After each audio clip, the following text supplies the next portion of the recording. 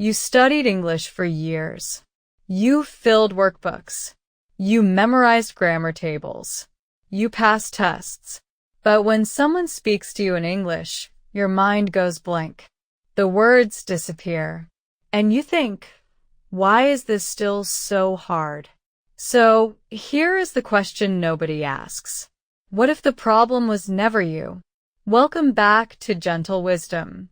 Today, we explore something that most English learners never hear, not from their teachers, not from their schools.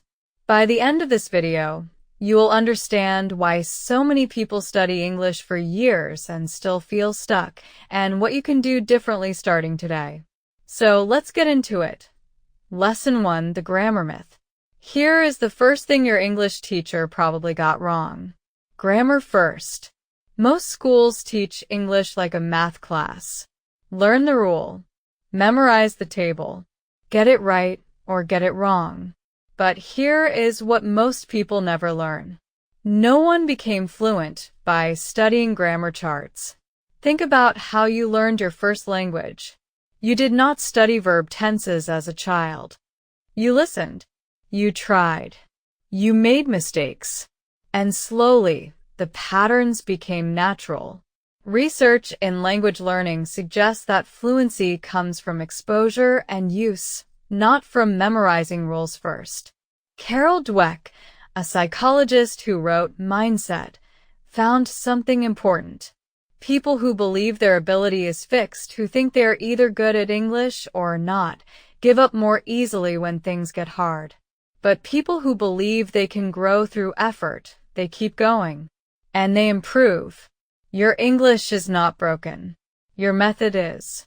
Remember this. Grammar is a tool. Use it when you need it. But do not let it become a wall between you and the language. Lesson 2. The mistake myth. Here is the second thing your teacher got wrong. Mistakes are bad. In most classrooms, making a mistake means getting a red mark. It means embarrassment. It means you were not good enough. So most learners do something natural. They stop speaking. They wait until they are ready. They study more. They prepare more. And they never feel ready enough. Consider Juno and Felix.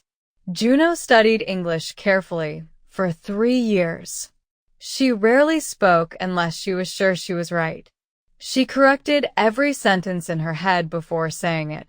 She felt safe, but she never felt confident. Felix made mistakes every single day. He spoke in broken sentences. He used the wrong words sometimes. He laughed when he got it wrong and tried again. 1 year later, Felix held real conversations. Juno was still waiting to feel ready. Kashimi and Koga write in The Courage to be Disliked that the fear of other people's judgment is one of the greatest limiters of human growth. In English learning, that fear appears every time someone opens their mouth and worries, what will they think? The answer is simple. Most people are too busy worrying about their own English to judge yours. Here is what works. Speak before you are ready. Make the mistake. Learn from it. Speak again. Your English grows every time you try, not every time you get it right. Lesson 3. The native speaker myth. Here is the third thing your teacher got wrong. The goal is to sound like a native speaker. Most English classes hold up one standard, perfect, native-level English. American or British. Accent-free. Flawless. But the world does not work that way. Most English conversations in the world happen between non-native speakers. A Japanese engineer and a Brazilian designer. A Korean writer and a French client. English is the bridge, not the destination. You do not need to sound like someone from London or New York. You need to be understood. You need to communicate. That is a completely different goal and a much more achievable one. And this matters more than most people realize.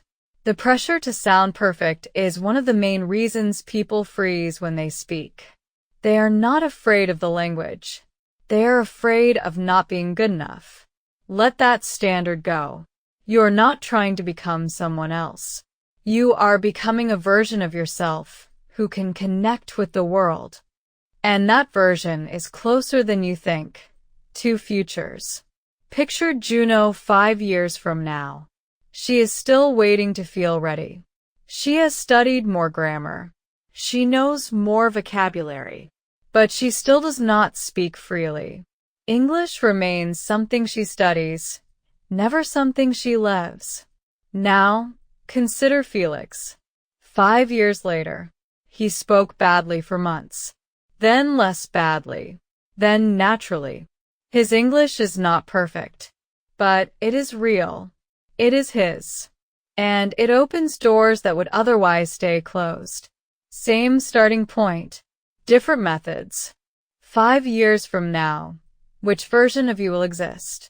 Your English is not broken. Your method is. And methods can change. Identity upgrade. You were not bad at English.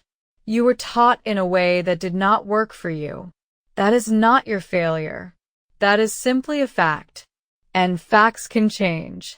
Every time you speak, imperfectly, bravely, honestly, you are building something real. Not just language skills. A version of yourself who reaches across borders to connect with the world. That is not small. You are becoming. Rising hope ending. This is the last video of July. 31 stories. 31 chances to grow. In English, in thinking, in who you are becoming. And now you know something important. The problem was never you. The method was wrong. And you can choose a better one. Starting today. The most powerful thing you can do is simple. Speak. Write. Try. Even if it is just one sentence. Not because it will be perfect, but because every attempt is a step forward toward the version of you that already knows this language is yours. You are already becoming that person. If this story stayed with you, a like and subscribe means a lot. And feel free to share your thoughts in the comments. Protect your attention, train your mind, and keep becoming.